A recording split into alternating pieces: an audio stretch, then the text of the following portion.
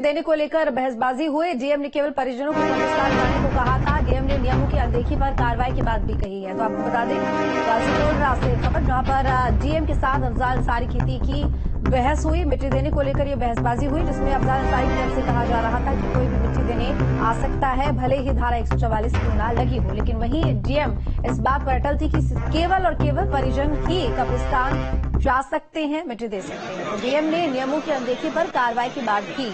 कुछ भी हो, आप हमारी मट्टी देने के लिए हमको तो आप करिए। मट्टी देने के लिए अपने धार्मिक प्रयोजन के लिए किसी परमिशन की जरूरत नहीं। कस्बा नहीं, जहाँ के भी कोई मट्टी देना चाहेगा वो देगा। इसकी कोई परमिशन दुनिया में कोई नहीं लेता, नहीं लेगा। 144 के बाद भी किसी की मट्टी और जनाजे के लिए आप नहीं रोक सकते।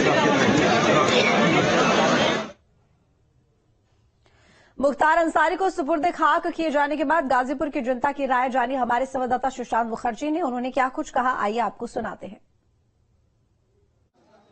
मुख्तार अंसारी को कालीबाग कब्रिस्तान में सुपुर्द खाक कर दिया गया है और लगातार जो यहाँ के लोग हैं वो मिट्टी देकर लौट रहे हैं। मिट्टी दे दी आप? जी। कितना इंतजार करना पड़ा? 2 घंटा। जी जी। मिट्टी दे दी आप लोग? जी आप हमने दे दिया। तो कितना इंतजार करना पड़ा यहाँ मिट्टी? 1 घंटा तकरीबन इंतजार करना पड़ा। जी। किस तरह की यादें जुड़ी हैं मुख्तार के साथ? मुख्तार अंसारी से बहुत ज्यादा यादें जुड़ी है। एक अच्छे आदमी थे वो, भले उनको जिस नाम से लिया गया पर वो एक अच्छे इंसान थे। भले लोग गलत समझते हो, उनकी सोच है वही सब बात है।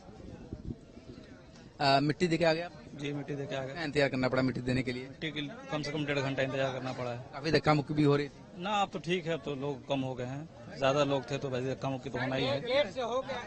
तो ये लोग बता रहे हैं कि जो लोग मिट्टी दे करके वापस आ रहे हैं, हम उनसे बातचीत कर रहे हैं। मिट्टी दे दी आप लोगों ने? हाँ मिट्टी जी दे दी, बहुत अच्छा। कितना देर इंतजार कर रहे हैं किया उसके लिए? 1.5 घंटा इंतजार किया। अच्छा ये बताइए, अब तो मुख्तार अंसारी याद हो गए, पर आने वाला दिन चुनाव का है, किस तरीके से देखते हैं आप लोग? चुनाव का जो प्रक्रिया होगी प्रशासन के द्वारा देखा जाएगा, कैसे दिया जाएगा, वो तो किस प्रत्याशी को कैसे है तो बताएगा, वक्त बताएगा।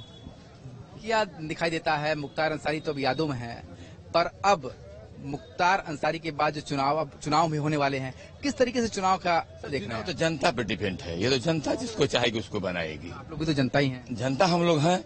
अब हम लोग अपना मानसिकता किसको बताएं? हम कहाँ रहेंगे, क्या करेंगे? आप तो जानते ही हैं किसके दिल में क्या चल रहा है। आज का माहौल आपने देखा कि कैसा माहौल है। ये लोग क्या कर सकते हैं, कहाँ तक जा सकते हैं, किसको चुन सकते हैं। दूसरी बात, यहाँ के पूरा जन जन में ये चलता है कि फाटक से लोग जुड़े हैं, उनकी मोहब्बत है। उन लोगों के मसीहा का मतलब ये है कि इनके हर गरीबों का देखने वाले, सुनने वाले ये लोग हैं।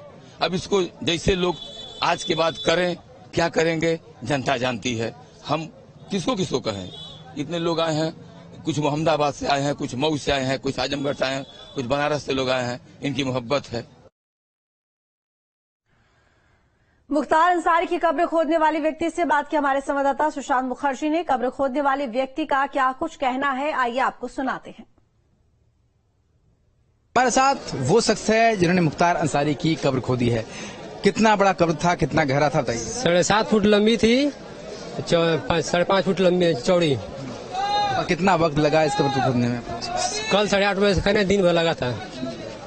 अच्छा, वो कब्र कहाँ बनी थी? मुख्तार अंसारी की जो परिजन अगल बगल है? उनकी माँ की बगल में। माँ है। आसपास किसकी कब्र है? पूरा खानदान के घर के खबर है। उनकी बाबूजी की भी है और खानदान की है कब्र।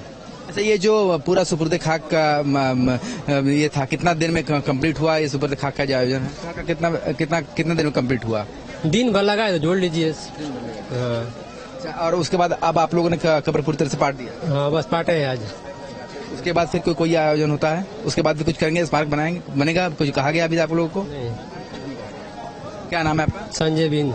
वीडियो जर्नलिस्ट सेवा मिश्रा के साथ Sushant Mukherjee, news state, Mohammadabad. Mafia Mukhtar Ansari की मौत के बाद सियासी बयानबाजी का दौर जारी है। वहीं सुहेलदेव स्वाभिमान पार्टी के नेता महेंद्र राजभर ने मुख्तार को गरीबों का मसीहा कहा है। साथ ही मामले में सीबीआई जांच की मांग की है। तो बता दें आपको कि महेंद्र की बात करें तो उनकी तरफ से ये कहा जा रहा है कि गरीब बड़े पैमाने पर मुख्तार के साथ में है। माफिया मुख्तार अंसारी की मौत के बाद सियासी बयानबाजी का दौर लगातार जारी है और सुहेल देव स्वाभिमान पार्टी के नेता महेंद्र राजभर ने मुख्तार को गरीबों का मसीहा बताया है। साथ ही मामले में सीबीआई जांच की मांग भी की गई है। मऊ सदर से 5 बार ये विधायक रहे माननीय मुख्तार अंसारी जी। यह सच्चाई है कि व्यक्ति में कुछ अवगुण होगा तब व्यक्ति में गुण भी होगा। आज के डेट में मैं एक बात आपको बताना चाहता हूं, बड़े पैमाने पर उत्तर प्रदेश के जितने गरीब थे बड़े पैमाने पर उनके साथ आज की डेट में सहानुभूत है। और सहानुभूत नहीं होता तो आप एक चीज जान लीजिए, इसी मऊ जहां हम खड़े हैं, इसी मऊ सदर विधानसभा से 5 बार का वो विधायक रहे। उनके